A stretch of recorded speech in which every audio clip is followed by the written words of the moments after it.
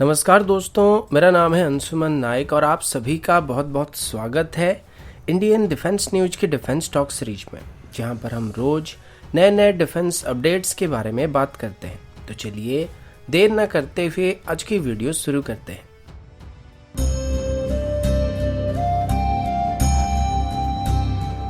आज की पहली अपडेट एचएएल की तरफ से। आप सबको पता होगा कि अभी तक एचएएल की तरफ से या नेशनल एरोस्पेस लैबोरेटरीज की तरफ से भी एक भी अच्छी मीडियम लिफ्ट क्लास की ट्रांसपोर्ट एयरक्राफ्ट को डेवलप नहीं किया गया। इसी बीच नेशनल एरोस्पेस लैबोरेटरी की तरफ से अपनी सारस एयरक्राफ्ट को डेवलप करने की कोशिश किया जा रहा है और हिंदुस्तान एरोनॉटिक्स लिमिटेड अपनी हिंदुस्तान 228 एयरक्राफ्ट को डेवलप करने में लगा हुआ है। लेकिन ये मीडियम मिड क्लास की एयरक्राफ्ट नहीं होने वाले। और अभी इंडियन एयरफोर्स की तरफ से जब अपनी एवरो एयरक्राफ्ट को C-295 एयरक्राफ्ट से रिप्लेस करने का फैसला किया गया, तो एचएएल के पास एवरो एयरक्राफ्ट को भी फर्दर अपग्रेड करने का जो प्लान बनाया गया था, वो प्लान हाथ से निकल गया है।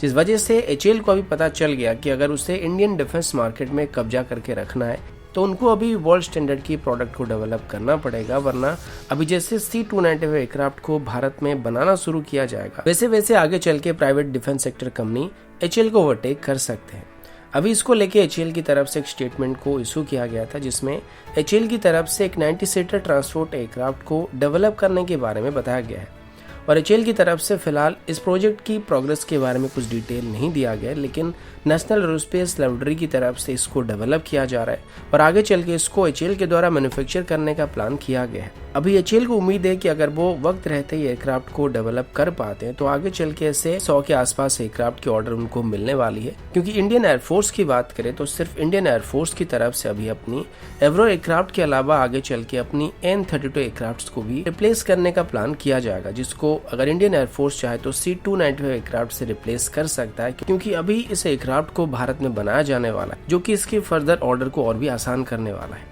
और वर्तमान इंडियन मार्केट में इसके अलावा कोई और मीडियम ट्रांसपोर्ट एयरक्राफ्ट मौजूद नहीं है, जिस वजह से इसके साथ कम्पीट करने वाला कोई नहीं है। तो इसको काउंटर करने के लिए एचएएल की तरफ से अभी अपनी 90 सीटर मीडियम ट्रांसपोर्ट एयरक्राफ्ट को डेवलप करने की कोशिश किया जा रहा है, जिसको आगे चल के एचएएल की तरफ से एक पैसेंजर एयरक्राफ्ट के तौर पर भी ऑफर करने का प्लान किया जा रहा है।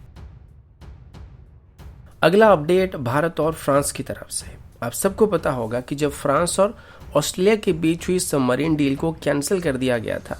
तो इस बात को लेकर फ्रांस काफी नाखुश था, क्योंकि फ्रांस से खरीदे जाने वाले बैराकूडा क्लास के जो सबमरीन थे, उसके बदले अभी ऑस्ट्रेलिया, यूके और यूएस की मदद से न्यूक्लियर सबमरीन को हासिल करने वाला, जिस वजह से वो अभी फ्रांस के साथ किए गए कन्वेंशनल सबमरीन डील को कैंसिल कर दिए हैं। पर उसके बाद ये स्पेकुलेशन किया जाने लगा था कि फ्रांस शायद आगे चल के भारत को न्यूक्लियर सबमरीन को बनाने में मदद कर सकता है, क्योंकि ऑस्ट्रेलिया के साथ होने वाली डिफेंस डील में फ्रांस को जितना नुकसान होने वाला है, उसका भरपाई इतना ज्यादा आसान नहीं होने वाला। अब उसके लिए फ्रांस को वैसे ही डिफेंस डील को हासिल करने की जरूरत पड़ने वाली है।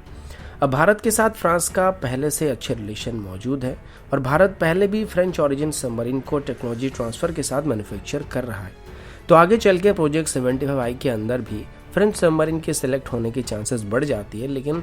अभी फिलहाल के लिए AIP सिस्टम ना होने की वजह से फ्रेंच सबमरीन के सिलेक्ट होने के चांसेस थोड़ा डगमगा रहा है।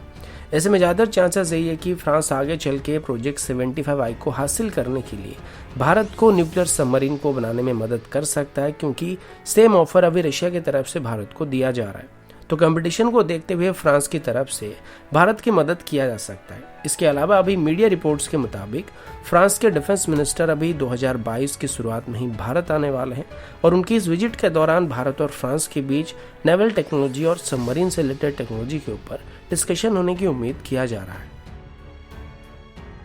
अगला अपडेट ऑर्डिनेंस फैक्ट्रीज की तरफ से। वैसे अभी हमारे सभी ऑर्डिनेंस फैक्ट्री बोर्ड्स को कॉर्पोरेटाइज करने का फैसला किया जा चुका है, लेकिन इसी बीच द हिंदू की तरफ से दी गई एक रिपोर्ट के मुताबिक ऑर्डिनेंस फैक्ट्री बोर्ड मेदक की तरफ से अभी एक नहीं बल्कि दो नए कॉम्बैट व्हीकल को डेवलप किया जा रहा है, जो कि modern command and control vehicle होने वाले हैं और इनको अभी बोथ इंडियन आर्मी की इन्फेंट्री और आर्टिलरी विंग्स के लिए डेवलप किया जा रहा है।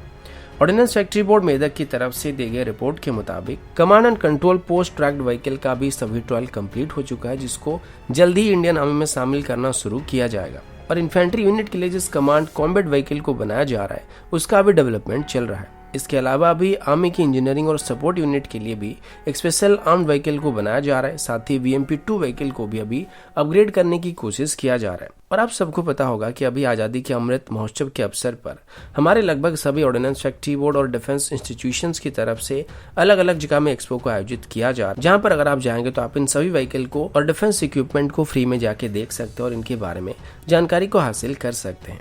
अभी अगर आप ऑर्डिनेंस फैक्ट्री बोर्ड मेदक में जाएंगे तो आपको वहां पर AERV यानी कि आर्मर्ड इंजीनियरिंग रिकॉनेंस व्हीकल और VMP-2 व्हीकल के अपडेटेड वर्जन देखने को मिलने वाला है। अगला अपडेट 100 यानी कि स्मार्ट एंटी एफएल वेपन्स को लेके है। अब सबको पता होगा कि कुछ महीने पहले DRDO और इंडियन एयरफोर्स की तरफ से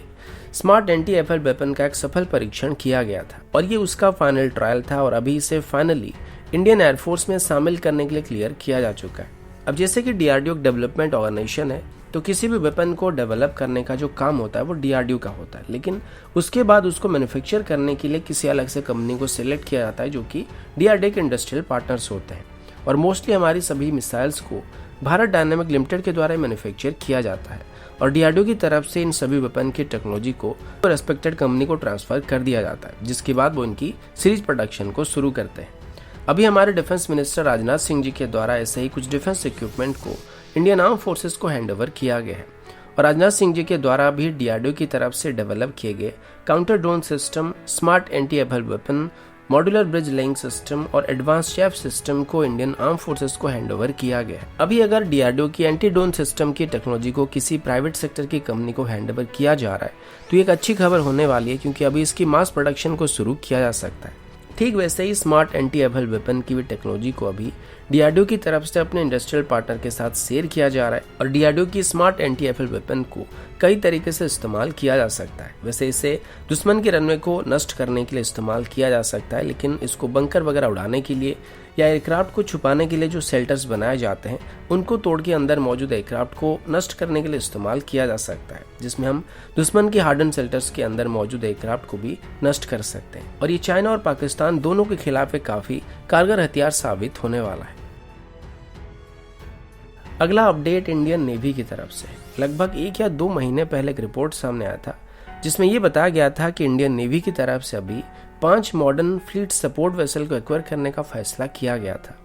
और इसके लिए जो टेंडर फ्लोट किया गया था उसमें हिंदुस्तान शिपयार्ड लिमिटेड को सिलेक्ट किया गया, लेकिन अभी तक जो फॉर्मल कॉन्ट्रैक्ट था उसको फाइनल नहीं किया गया। अब हिंदुस्तान शिपयार्ड लिमिटेड के चेयरमैन या MD की तरफ से बताया गया कि हिंदुस्तान शिपयार्ड लिमिटेड अभी नेवी के साथ इस टेंडर को लेकर फाइनल डिस्कशन को कर रही है और इस टेंडर को अभी 2021 और 2022 की फाइनेंशियल ईयर के अंदर ही फाइनल करने की कोशिश किया जा रहा है। इस टेंडर की कीमत लगभग 22,000 करोड़ होने वाला है और ये डील हिंदुस्तान शिपयार्ड लिमिटेड के लिए काफी मायने रखने वाला है। साथ ही हिंदुस्तान शिपयार्ड लिमिटेड के चेयरमैन और MD हेमंत खत्री का कहना है कि हिंदुस्तान शिपयार्ड लिमिटेड के पास अभी काफी ज्यादा पोटेंशियल मौजूद है, जो कि आगे चल के और भी बेहतर होने वाली है, क्योंकि अभी वो आने वाले 2 से 3 सालों के अंदर ही अपनी इंफ्रास्ट्रक्चर को डेवलप करने के लिए कम से कम 1,000 करोड़ इन्वेस्ट करने वाले हैं, जो कि हमारी नेवी और कोस्ट गार्ड की रिक्वायरमेंट को पूरा करने के लिए सफिशिएंट होने वाला है। और अभी हिंदुस्तान शिपयार्ड लिमिटेड की तरफ से एक्सपो को भी आयोजित किया जा रहा है, जो कि 19 तारीख तक चलने वाली है और इसमें हिंदुस्तान शिपयार्ड लिमिटेड की तरफ से अब तक बनाए गए वॉरशिप्स के